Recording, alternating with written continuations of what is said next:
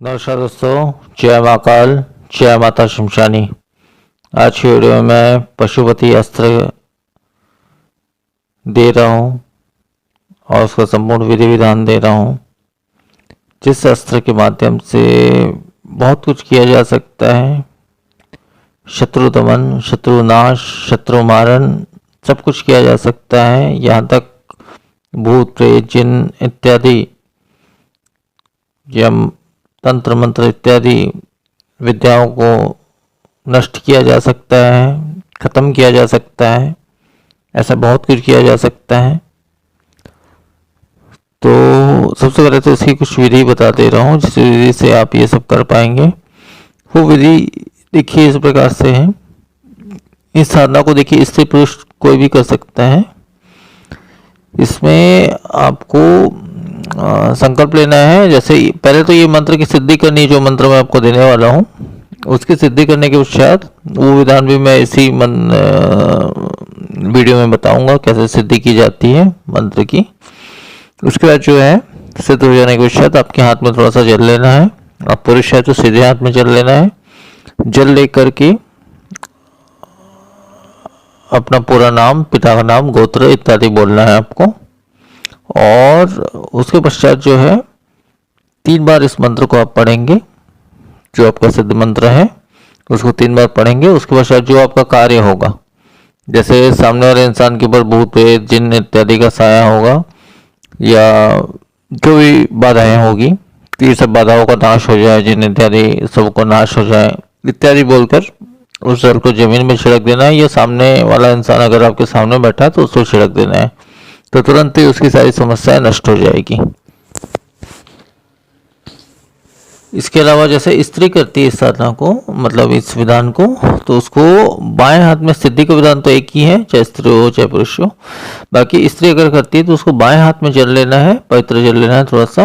और उसको भी सेम यही करना है, जैसे किसी के ऊपर भूत प्रेत जिन इत्यादि अगर समाया हुआ है तो इसी मंत्र, मतलब अपना पूरा नाम, अगर उसकी शादी नहीं हुई है तो पिता का नाम, गोत्र इतना बोलना है। और अगर शादी हो चुकी है तो अपने पति का नाम और गोत्र बोलना है। इतना बोलने के पश्चात जो है इस उक्त मंत्र का, सिद्ध मंत्र का 3 बार मात्र पाठ करना है। और यही कहना है कि सामने वाले के ऊपर जो भी भूत प्रेत इत्यादि जो कुछ भी बुरी चीजें हैं ये सब खत्म हो जाए, नष्ट हो जाए। इतना कहकर अगर सामने वाला इंसान सामने बैठा हुआ है तो उसके ऊपर छिड़क देना है, या फिर जमीन पे उसे छोड़ देना है। अगर सामने नहीं है वो तो जमीन पे छोड़ देना है, उसी से ये कार्य हो जाएगा। तब इसके तो उसकी सिद्धि बता देता हूँ। इस मंत्र की सिद्धि कैसे की जाती है, देखिए। इसके लिए जो है ये सिद्धि को आप किसी भी दिन कर सकते हैं।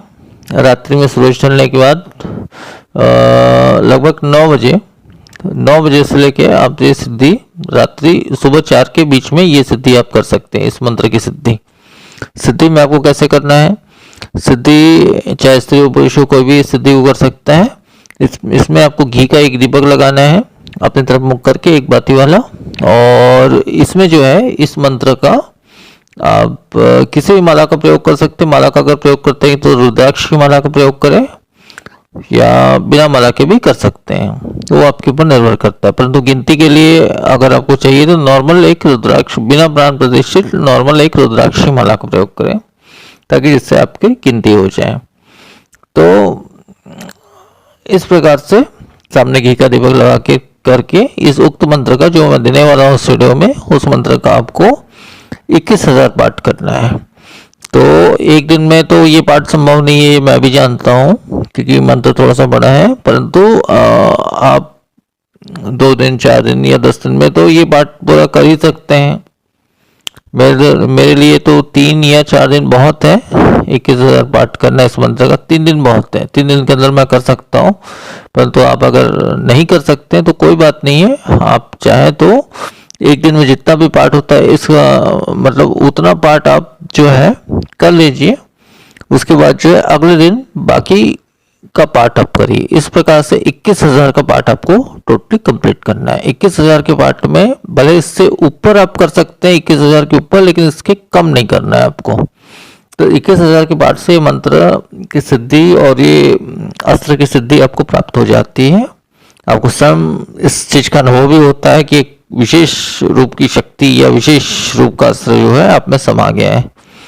तो ये चीज का अनुभव भी होता है, और अनुभव नहीं भी होता है तो ये जो चीजें हैं वो वाकई में जो है आपको जो है प्राप्त हो जाती हैं। तो इसके बाद से आप इसका प्रयोग कर सकते हैं।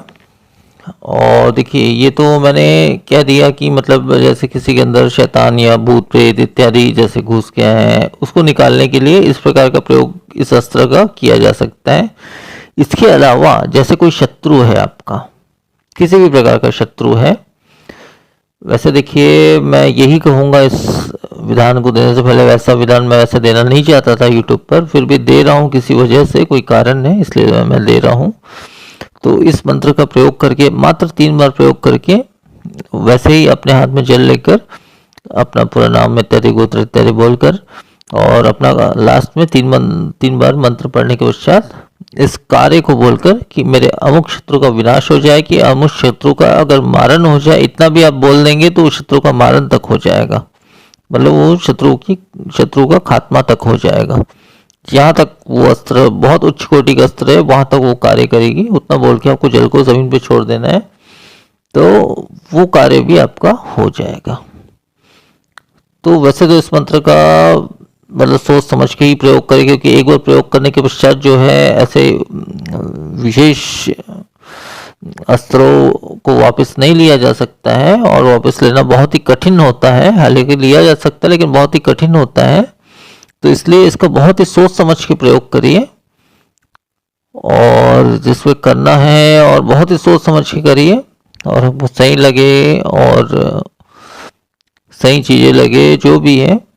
और किसी विशेष परिस्थिति में आप इस मंत्र का अवश्य ही प्रयोग करें। अगर शत्रु ऐसी स्थिति आ जाए कि शत्रु आप उसे कुछ ना करे तो शत्रु आपको मार सकता है, ऐसी स्थिति अगर आप पे आ जाए तभी शत्रु के ऊपर में ऐसा प्रयोग करें, अन्यथा ऐसा प्रयोग तो बिल्कुल भी ना करें।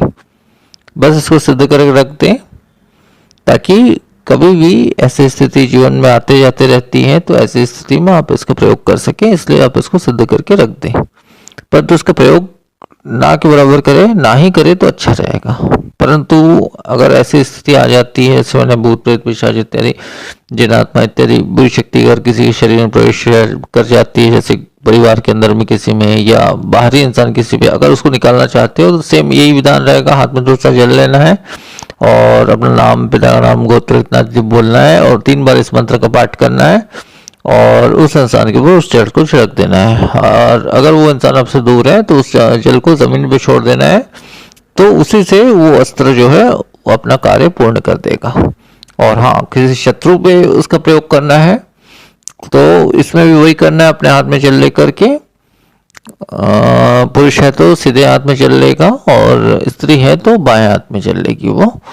तो पवित्र जल लेकर के अपना पूरा नाम, पिता का नाम, गोत्र, या शादीशुदा स्त्री अगर होगी तो वो अपने पति का नाम, गोत्र इत्यादि बोलने के पश्चात जो है इस मंत्र का 3 बार पाठ करें, सिद्धि के पश्चात 3 बार पाठ करें, और बोल दे कि मेरा अमुक कार्य मेरा पूर्ण हो, या इस इंसान में जो भी बुरी शक्तियां हैं उसका विनाश हो जाए, ऐसा बोल के उस जमीन को जल को जमीन पे छोड़ दे, तो वो कार्य वैसे ही तुरंत ही बनता है। ये कार्य बहुत उच्च कोटि का ये सिद्धि मंत्र है, और बहुत उच्च कोटि की ये जो है अस्त्र है, इससे अवश्य ही काम बनता ही बनता है, हर प्रकार का कार्य बनता है इससे।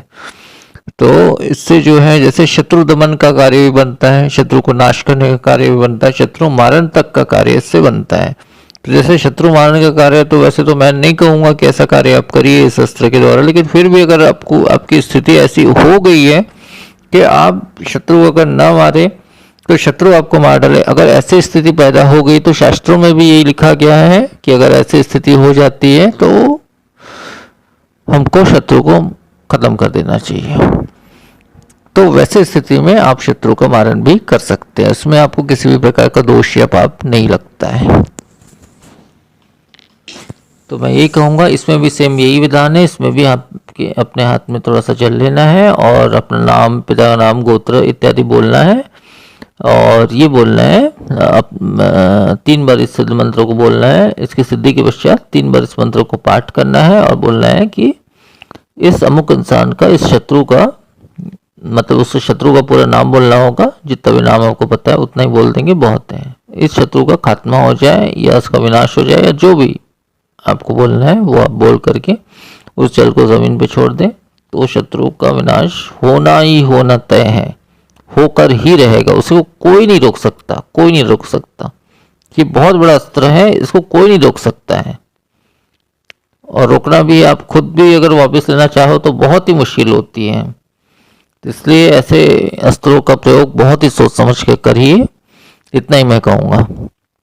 तो मैं सारा विधान आपको बता दिया, इसका सिद्धि का विधान भी बता दिया, मंत्र का प्रयोग विधान भी बता दिया, सब कुछ बता दिया।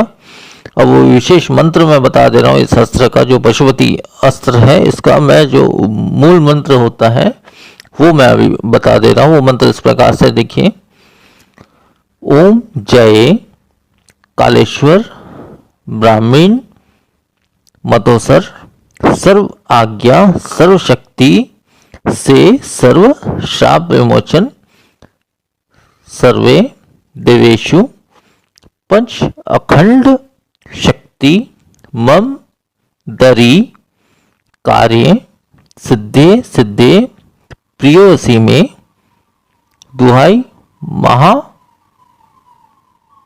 पशु